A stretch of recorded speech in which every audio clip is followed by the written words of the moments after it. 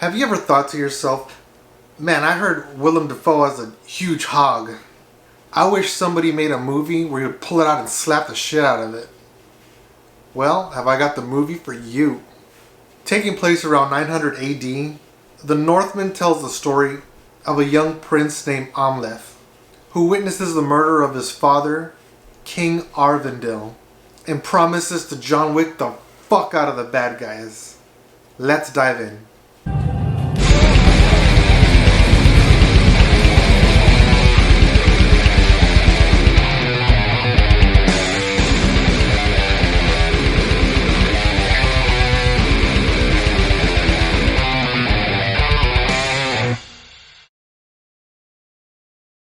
Hello and welcome to the channel. If you're new here, I like to talk about nerd stuff. My three favorite art forms are music, movies, and stand-up comedy.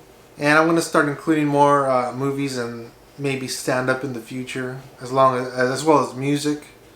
So if it's something you're interested in, please consider subscribing.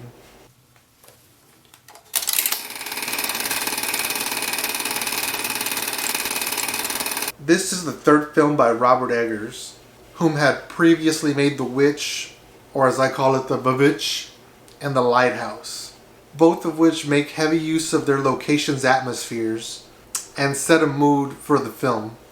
In this film, it's no different. The setting is the cold, dark, and unforgiving land of Iceland during the time of the Vikings. The film follows Prince Amleth, who's played by Alexander Skarsgård, and he's avenging the murder of his father, King Arvindil, who's played by Ethan Hawke. And after he's exiled and presumed dead, later returns for some revenge, just like The Lion King. First of all, the movie looks incredible. It's beautifully shot, like from the darkest room to the lovely hillsides of Iceland. Every shot, or almost every shot in the film, is just spectacular. It really captures beauty out of darkness. The action shots also look very cool and have a surrealistic tone to them. If you watch the preview shows a lot of little action shots throughout the film, and each one of them look just incredible. And it's not just in the trailer. Throughout the whole film, there's different scenes, different scenery that you see, and it's just absolutely beautiful. There's not a wasted shot. I mean, your eyes will never get bored, as there's always something to be in awe over. The movie has a wonderful cast, and they all play their parts very well. From minor roles like Willem Dafoe or Nicole Kidman, they're each very convincing in their role, and it was fun to watch all of them and see what they did with their characters. I mean, you love the ones you're supposed to love and you hate the ones you're supposed to hate. Now, I gotta say, Alexander Skarsgård was a beast in this movie. Quite literally. He was like a feral animal every time he was on screen. His only motivation was survival, until he's reminded of his roots and the promise that he made to his father. Just like The Lion King. Anyway, it was only until he met Olga, which is played by Anya Taylor-Joy, that he began to regain his humanity. Anya Taylor-Joy returns to work with Eggers, and this time she's playing Olga. Olga was taken as a slave, and that's where she meets Amleth, which is Skarsgård's character. She finds out who he really is, and that he's been running away from his past, just like The Lion King. Anyway, she ends up helping Amleth, and the two end up falling in love. Fjolnir. Fjolnir is Amleth's uncle and brother to the king.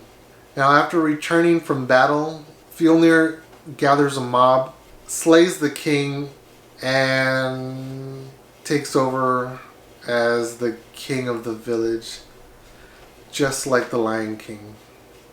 Okay, hold up. This movie parallels The Lion King quite a lot.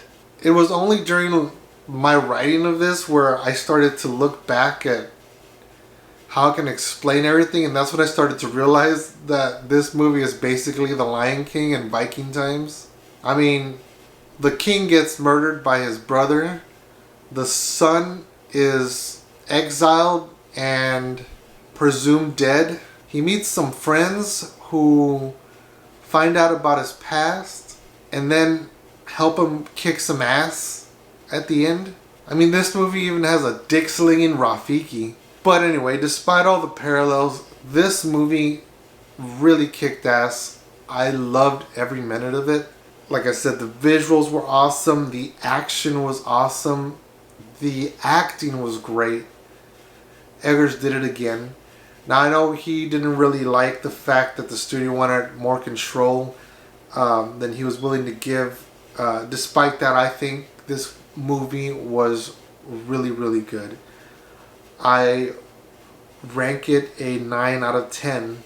And only a 9 out of 10 because of all the parallels with The Lion King. I mean, at times it was a little predictable. But even if it was predictable, you know what you're getting into.